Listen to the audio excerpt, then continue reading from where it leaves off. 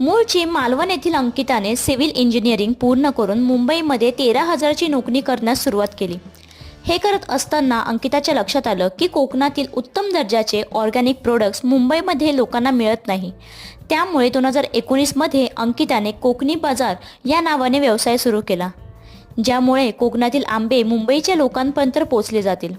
तिने या बिझनेसची सुरुवात लॉकडाऊनमध्ये केली आणि यातूनच पुढे 2021 मध्ये तिने सिंधुउद्योग नावाने नव्या रूपात व्यवसाय सुरू केला, जिथे ती कोकणातील छोट्या व्यापाऱ्यांकडून आंबे, मसाले, तेल, लोणचे असे अनेक ऑर्गॅनिक प्रोडक्ट्स खरेदी करून लोकांपर्यंत पोहोचवते. तिच्या या व्यवसायाला यश देण्यासाठी सोशल मीडियाचा मोठा वाटा आहे. ती त्याला सोशल मीडियावर कोकण हार्टेड गर्ल म्हणून ओळखले जाते आणि तिच्या इन्स्टा अकाउंटवर 1 मिलियन प्लस फॉलोअर्स आहेत. तुम्हाला अंकिताचा